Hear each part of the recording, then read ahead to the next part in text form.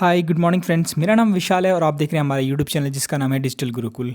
तो आज हम क्लास 9th का जो is matter around us pure का थर्ड पार्ट के बारे में यहाँ पे जानेंगे। अगर आपने फर्स्ट और सेकंड पार्ट नहीं देखा है तो फर्स्ट और सेकंड पार्ट लिंक डिस्क्रिप्शन में दिया हुआ, आप वहाँ पे जाकर देख सकते हैं।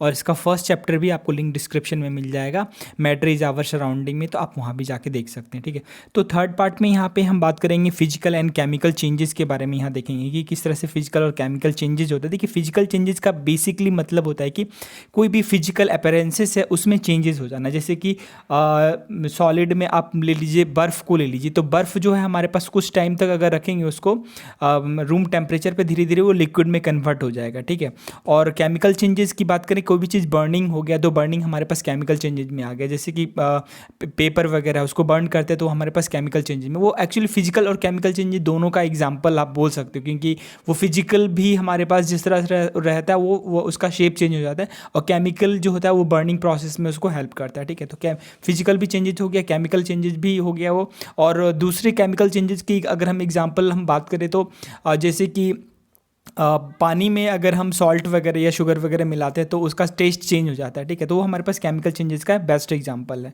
ठीक है, देखिए यहाँ पे हमारे पास कुछ चीज़ें हैं जो कि लर्न करना था। Physical properties of the matter, the properties that can be observe and specified like colour, hardness, rigidity, fluidity, density, melting point, boiling point etcetera are the physical property. ठीक है, मतलब उसके अगर कलर में चेंजेस हो रहा है या फिर उसके हार्डनेस में चेंजेस हो रहा है, उसकी रिजिडिटी में चेंजेस हो रही है, फ्लूडिटी में चेंजेस, किस तरह से फ्लूड कर रहा है, उसकी डेंसिटी मतलब उसके अंदर जो पार्टिकल्स हैं उसमें ज़्यादा पार्टिकल्स हो रहा है या कम पार्टिकल्स हो रहा है, यानी वो डेंसिटी में आ गया। मेल्टिंग पॉइंट उसमें चेंजेज आ रहा है, बॉइलिंग पॉइंट में चेंजेस हो रहा है, तो वो हमारे पास फिजिकल प्रॉपर्टीज़ का बेस्ट एग्जाम्पल है। ठीक है, तो the interconversion of the state is physical changes because the this changes occurs without the change in the composition of composition. ठीक है ना, तो ये सारे चेंजेस एक्चुअली में बिना कंपोजिशन का होता है। ठीक है ना, तो no changes in the chemical nature is the substances all through ice, water and the water vapour, like all the differences are the displayed the physical properties the chemical, they are chemical the same. ठीक है, देखिए अगर मान लीजिए कि ice है, ice को अगर हम वाटर में कन्वर्ट करें तो हमारे पास फिजिकल प्रॉपर्टीज़ में आएगा, फिजिकल चेंजेस में आएगा, वो केमिकल चेंजेस में आप नहीं बोल सकते। ठीक है ना, या फिर जो वाटर को वेपर में करेंगे तो हमारे पास फिजिकल अपरेंसेस में उसके चेंजेस आते हैं, केमिकल अपरेंसेस में चेंजेस नहीं आते। Both water and cooking oils are the liquid but their the chemical characteristic are the different. ठीक है ना, तो अगर हम ऑयल की बात करें या फिर हमारे पास वाटर की बात करें, दोनों हमारे पास कुकिंग में मतलब काम आता है उसकी, और उसकी जो केमिकल अपरेंसेस है वो बिल्कुल बिल्कुल अलग अलग होता है, क्योंकि ऑयल को हम कभी भी पी नहीं सकते बेसिकली। ठीक है ना, हम ऑयल को सिंपली हम क्या करते हैं कि अपने खाने के लिए यूज़ करते हैं या फिर अपने तेल वगैरह लगाने के लिए यूज़ करते हैं हाथ पैर में या सर में। ठीक है, और लेकिन हम जो पानी को है, पानी को पीने के लिए भी यूज़ कर सकते हैं, नहाने के लिए भी यूज़ कर सकते हैं, बर्तन धोने के लिए भी यूज़ करते हैं एक्सेट्रा, ये सारी चीज़ों में। ठीक है ना, the differ in the order and the inflammability, we know that the oil burns into the air where the water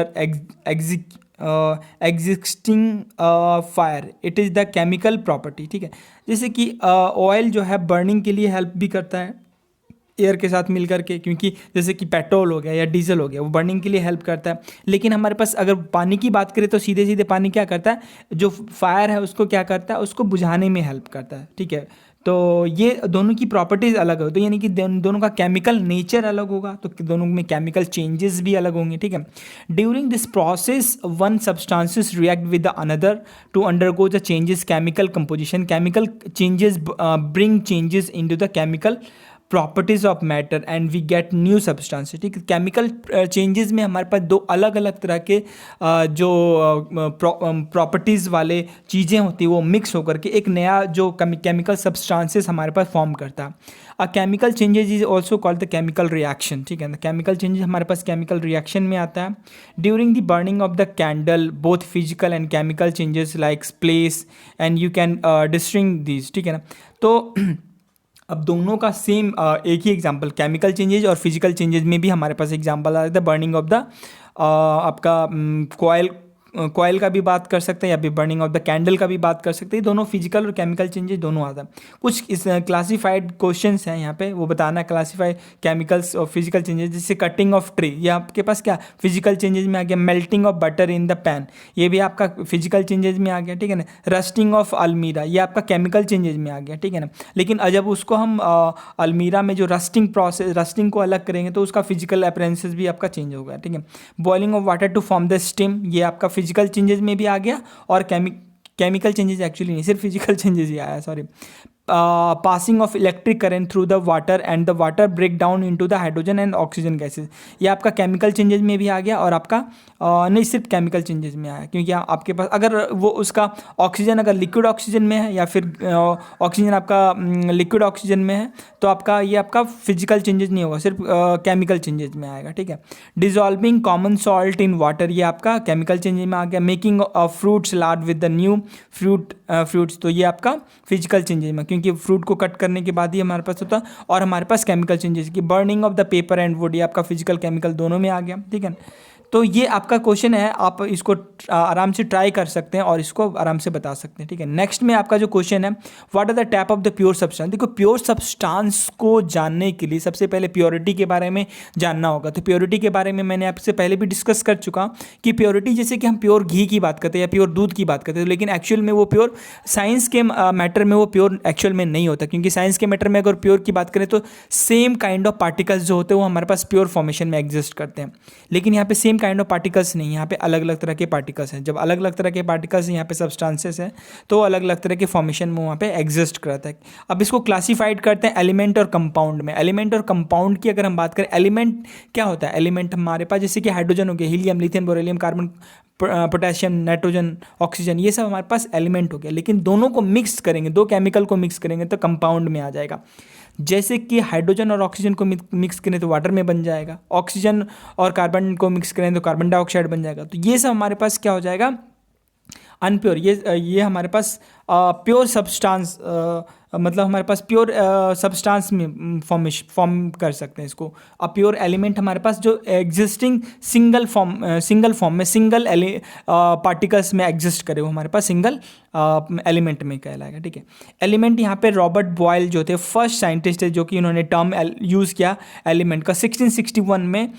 Antonio लूरेंट जो थे तो लवेजियर जो थे 1743 से 94 तक रहे, फ्रेंच केमिस्ट थे and were the first establish and the chemically useful the definition of the element, and he defined as the element is a basic form of the matter that cannot be broken down into the simpler substances by the chemical reaction. chemical reaction में कभी भी break down नहीं हो सकता। वो simple क्या होता है, किसी भी किसी भी मैटर का जो होता है बिल्कुल स्मॉलेस्ट पार्ट होता है, ठीक है, उसको फिर ब्रेक नहीं कर सकते, किसी दूसरी चीज़ में ब्रेक नहीं कर सकते। वो ब्रेक होगा तो अपने आप में ही ब्रेक होगा, ठीक है ना। Element can be normally divided into the metal, non metal and metalloids. Metal का मतलब होता है जो हमारे पास मेटल की फॉर्मेशन में होता है, tendency to lose the electron, non metal tendency to gain the electron. Metalloid में हमारे पास दोनों की मिक्स्ड प्रॉपर्टीज जो आ जाती है वो हमारे पास मेटलॉइड्स में कहलाता है, ठीक है ना। मेटल यूजुअली शो सम और all of this following properties. Metal कुछ इस तरह की प्रॉपर्टीज को फॉलो करता है। दे हैव द लस्टर, मतलब शाइनिंग प्रॉपर्टीज होता है, ठीक है। जैसे कि हमारे पास सोना ले लेते हैं, सोना में गोल्ड वगैरह शाइनिंग करता है। दे हैव द सिल्वर ग्रे और द गोल्ड येलो कलर में हो जाता है, ठीक है ना। They conduct the heat and electricity भी कंडक्ट करता है। कुछ कुछ इसके मतलब डिफ़ॉल्ट अलग को रख लेते हैं, लेकिन ज़्यादातर मेटल में हमारे पास ये प्रॉपर्टीज एग्जिस्ट करती है। दे have the ductile, can be drawn into the wire, wire में कन्वर्ट। जैसे कि एक गोल्ड को ले लेते हैं तो 1 ग्राम गोल्ड हमारे पास 1 किलोमीटर तक हम उसको वायर में कन्वर्ट कर सकते हैं, ठीक है ना। They have the malleable, can be the harmed into the thin sheet में भी कन्वर्ट कर सकते हैं। They are sonorous making the ring sound, ringing sound, जैसे कि हम टीन वगैरह को, या फिर आपने घंटी वगैरह स्कूल की जो घंटी होती है उसने देखा होगा तो मैलेबल होगा वो, ठीक है ना।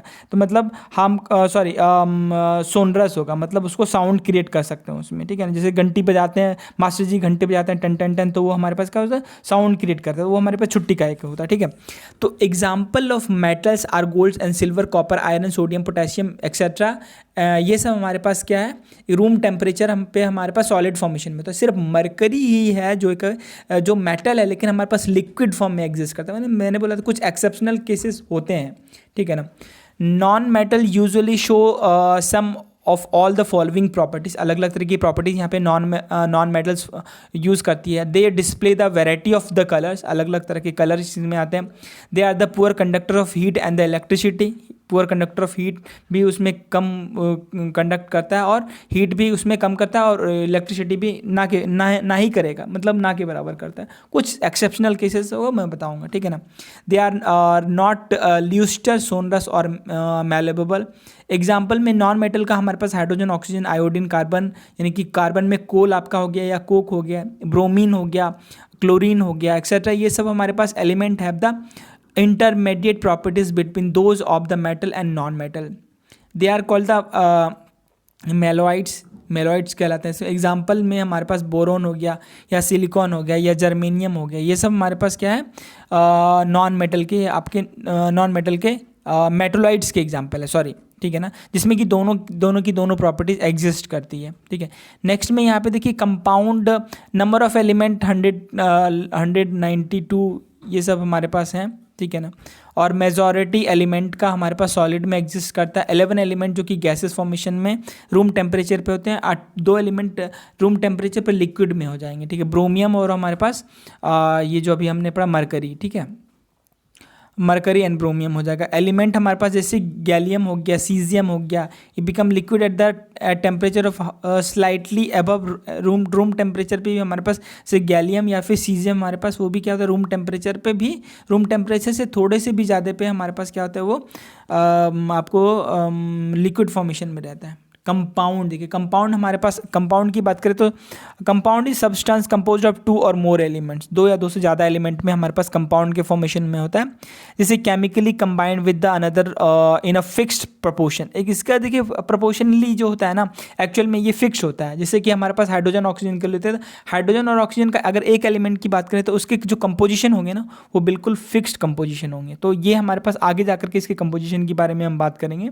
जैसे 2 ग्रुप ले लेते हैं, यहाँ पे 5 ग्राम ऑफ आयरन फिलिंग्स ले लेते हैं, 3 ग्राम ऑफ सल्फर पाउडर ले लेते हैं, चाइनाड इसमें बोथ ग्रुप 1 और ग्रुप 2 को यहाँ पे करते हैं। ग्रुप 1 और ग्रुप 2 में यहाँ पे चेक करेंगे magnesium into the material obtain bring a magnet near to the material and check the material is attract towards the magnet और नॉट, ठीक है। अब यहाँ पे ये दोनों को अलग अलग पार्ट मिलेंगे और दोनों को देखेंगे, मैग्नेट लेके जाएंगे, दोनों अट्रैक्ट करेगा या नहीं करेगा। कंपेयर करेंगे टेक्सचर एंड द कलर को, और यहाँ पे material obtained by the group, अलग अलग ग्रुप के द्वारा यहाँ पे ऑब्टेन करते हैं। Add carbon disulphate to 1 part of the material obtain and stir well to the filter. उसको फिर क्या करेंगे, अच्छे से मिलाएंगे उसको, and add dilute sulphate acid and dilute hydrochloride acid to the other part, ठीक है, वो स्टेयर करके वहाँ पे मिलाएंगे।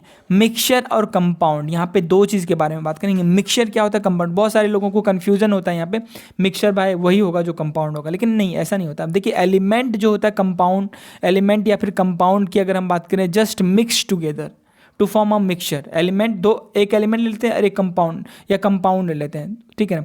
तो यहाँ पे मिक्स करता है तो वो हमारे पास एक न्यू कंपाउंड को फॉर्म करता है, यहाँ पे वो मिक्सचर फॉर्मेशन में होता है। कंपाउंड की बात करें तो element react to form a new compound, element ही एलिमेंट्स के साथ रिएक्ट करेगा तो हमारे पास एक कंपाउंड फॉर्म करेगा। लेकिन यहाँ पे एलिमेंट जो कंपाउंड के साथ रिएक्ट करता है तो हमारे पास मिक्सचर फॉर्मेट करता है। अब mixture has a variable composition, mixture में अलग अलग तरह के कंपोजिशन हो सकते हैं, लेकिन composition of the new substances is always fix, ठीक है ना।